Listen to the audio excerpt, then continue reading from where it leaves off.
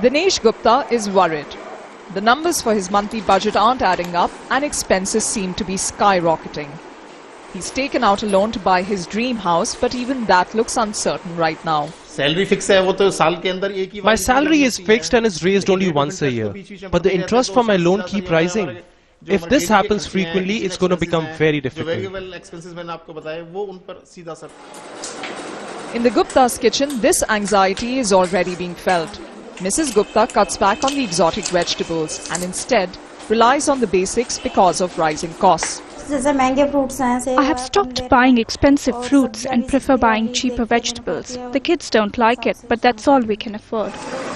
The Guptas are among millions of Indians who are struggling to make ends meet.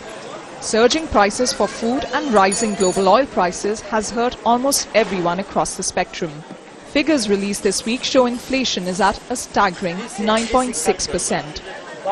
From food to fuel, almost everything in India is expensive right now. But the government for its part says that it has no choice but to pass on the price to consumers as it's reeling from global commodity prices.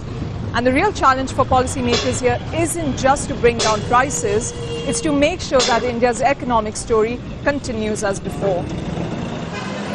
One way New Delhi is trying to tackle inflation is by hiking interest rates. On Thursday, it raised them again, the 10th time in the last 16 months. But while higher interest rates means reduced spending as people borrow less, the brunt of it is being felt by sectors like the automobile industry. Car sales have dropped in the last few months as consumers put off buying new cars. Overheating the economy is... Experts say while hiking interest rates may slow down India's growth in the short term, it's what this country needs. Consumer demand will be affected, investment will be affected, but that is a cost we have to now incur for bringing the inflation down. Because the inflation, once it is high, it could continue unless you tighten monetary policy.